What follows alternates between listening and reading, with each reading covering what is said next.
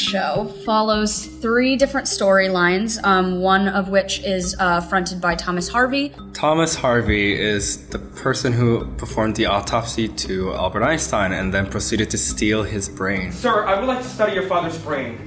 I believe there could be great untold scientific value in doing so. And furthermore, if you entrust your father's brain to me, not only will I make sure that it takes great care of it, I will make sure that it neither gets exploited or exposed to the adverse publicity. He strongly believed that there was something more to him and his brain, so he got obsessed over it and then studied it for 40 years.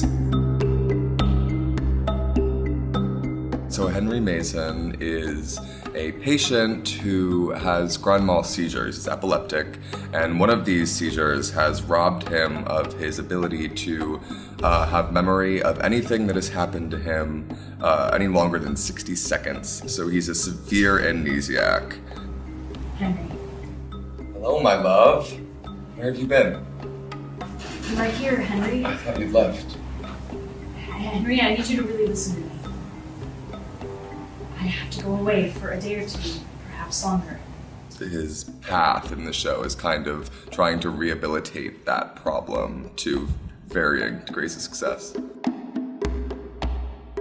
Martha is a hard character to explain, but she is a clinical neuropsychologist, and she is about 42 years old, and she is recently in the journey of experimenting with a new relationship. It's basically this process where the brain makes up spontaneous memories, partly made up, partly not memories. It's so that the brain can continue to function. The plot of our story is a lot about finding who you are and like what makes you who you are and what is important to you and what isn't important to you. When you actually break it down and do the research, each storyline focuses on a specific part of the brain, and as the story goes on, you find their worlds kind of colliding over the span of a century, and then kind of all come together in this beautiful symbiotic show. There is no stop to the play itself. It's just one scene to another, and then it gets faster, and it's in a complete round, which I personally have never seen Fredonia have done. It's a round of audience and performers in the center. You're able to see all 3 stories happening at one point, and through this, the actors really aren't leaving the stage too much, so you're kind of seeing the intricacies of the text played through these actors who are so wonderful with what they do, and kind of seeing these stories like come together and fall apart. I'm excited for the audience to put the puzzle pieces together.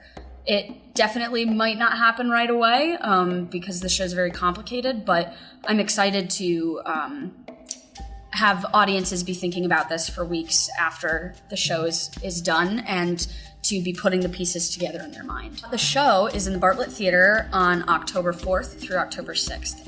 October 4th and 5th are at 7:30 p.m. and the 6th is at 2 p.m.